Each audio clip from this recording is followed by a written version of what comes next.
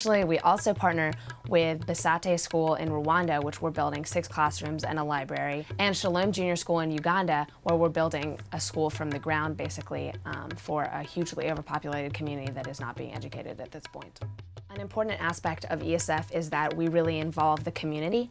EACEF, every time we go on a trip over there, has community meetings, which include, at some point or another, students, teachers, and parents, and we get really important feedback from the parents about how well our initiatives are working.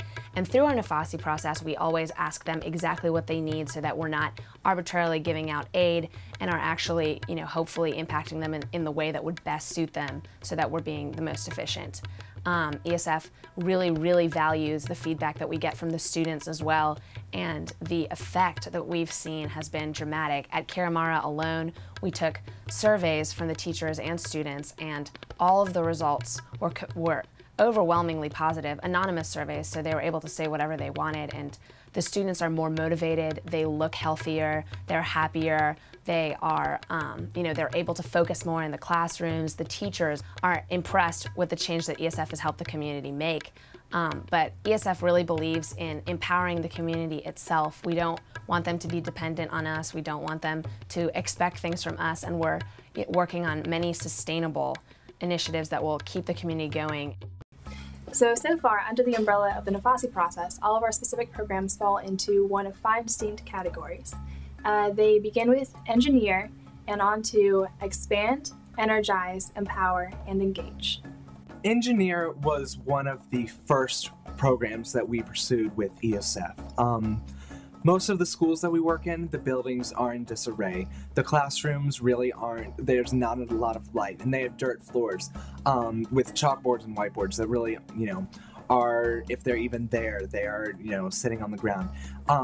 So we build libraries to create a literacy hub for the school, if you will. We build classrooms to create more environments that are conducive to learning. We also, through Engineer, have built mess halls and kitchens to feed the kids while they're at school, so they get more than one meal a day at school. That provides them with food so they can be more focused and they can eventually learn more. Engineer is truly designed to create an environment and a school atmosphere that will allow a more conducive learning environment to help the kids in their education. Our Expand programs were designed to work in tandem with our Engineer programs that we had implemented in our schools. Our programs can work inside our libraries and inside the classrooms, and they can help feed our children, all designed to help sustain the Engineer programs that we had created. As Riley was saying, we want to make sure that all of our infrastructure investments are fully utilized by all of our programmatic support. And so we've developed 3 main initiatives under the Expand name. The first being a mentorship program, which works in tandem with our library construction. And we also have developed a teaching program in which teachers of the area can also get together, both from Mount Kenya Academy onto Kiramara and Chania. And we hope to also recreate this model in Uganda and Rwanda as well. And the teachers get together and are just able to share their own experiences working with kids from different classes, different ethnic backgrounds, and working towards a common goal of providing better educational opportunity for all kids in the area. And then our third major initiative is the Rafiki Food Fund program, which has actually been one of our greatest successes so far. And this, of course, works parallel with our recent kitchen construction and actually has been a great community initiative. Almost as important as having a good environment for learning is being able to have an environment that is clean and sanitary for all the kids in our schools. This is why EACEF has created the Energize initiative, where we work particularly in terms of sanitation and cleanliness for our schools and communities and kids. So we have begun this initiative in the hopes that these children will be able to take on the lessons that we provide in sanitation and cleanliness, not only into their daily lives at school, but also back home and with their own communities and their parents and their households.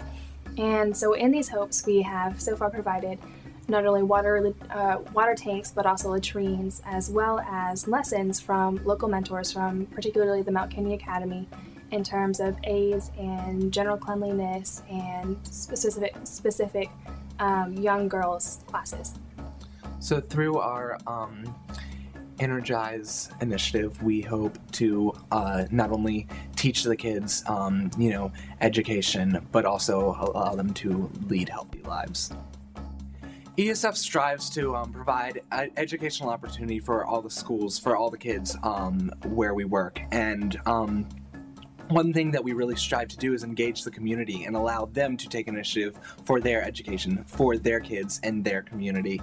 That's why we have developed the Civic engagement program that we call Empower, that really empowers the people where we work, empowers our teachers, empowers our parents, empowers our students, because EACEF can't just be a foreign aid organization that comes in and builds schools, builds libraries, gives children books, gives the community the infrastructure and the tools necessary to provide education.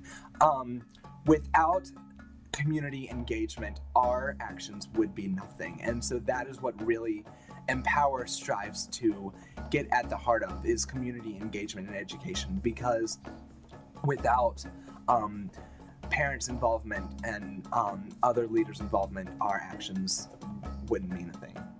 So under Engage, the last initiative that is set up to engage young people in social activism, we have set up a chapter program. And we have chapters in high schools and colleges across America. And it's set up so that students can go farther than just raising funds for any cause. It is set up so that students have the power to affect change and to see that change, to choose what change they want to be in the world. In each chapter, students choose the projects that they want to raise their funds for. They raise the funds. They also choose how they want to raise awareness, and that way they feel more empowered than simply acting as a ground worker or an intern for a big organization. Once you get to the college age, there are a lot of students who really want to affect change in the world. They just don't know how. And EACEF is really working to help these students figure out the best way for them to be completely involved in the change that they want to affect in the world. EACEF also recognizes that our generation is a generation of action. People want to be involved, just sometimes they just don't know how.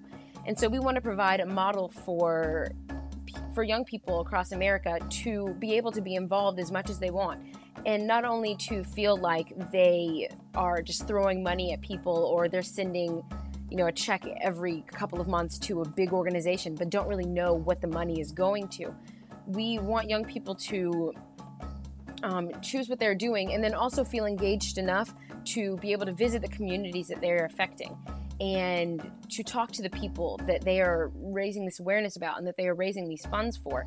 There are so many people who never have the opportunity to see the fruits of their labor, and we would love for people to really feel that they are so engaged and so important to the cause that they are directly affecting these people or these communities.